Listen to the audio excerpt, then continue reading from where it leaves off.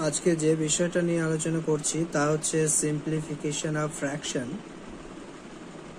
মিশ্র গণনা। এখানে 3টি ফ্র্যাকশন রয়েছে, আর এই প্রশ্নের একটি বিশেষত্ব হচ্ছে প্রত্যেকটি ফ্র্যাকশনের যে হর আছে সেটা কিন্তু সেম থাকতে হবে। যেমন এখানে 13 রয়েছে, এখানেও 13, এখানেও 13 আছে।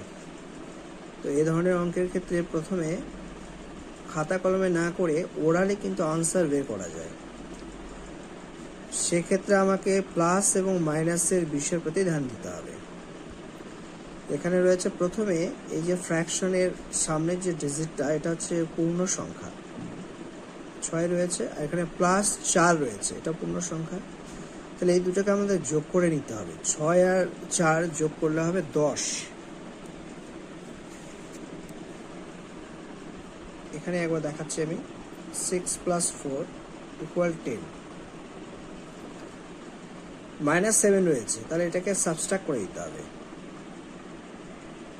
-7 যদি সাবট্রাক্ট করি তাহলে আমার আনসার আসবে 3, অর্থাৎ এই পুরো প্রশ্নটার উত্তর 3। এবার আমরা চেক করে নিতে পারি এই তাহলে বাকি পার্টটা গেল কোথায়। এটা আমাদের মনে প্রশ্ন আসতে পারে, না বাকি পার্টটা এখান থেকে ভ্যানিশ হয়ে যাবে। যেমন 5/13 আর এখানে 7/13, যদি আমরা এটাকে অ্যাড করি, একবার দেখে নেব এক্সপ্লেনটা। 5/13 প্লাস 7/13, এটার এলসিএম যদি করা হয় তাহলে 13ই হবে।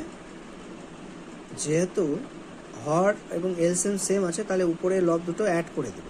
5 আর 7 অ্যাড করলে হবে 12। এখানে রয়েছে লাস্ট ফ্র্যাকশনে মাইনাস,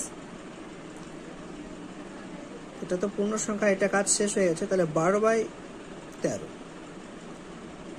এটা প্লাস, তাহলে -12/13, এটা কিন্তু কেটে গেল। সেক্ষেত্রে শুধু আমার থাকছে এই নাম্বারটা।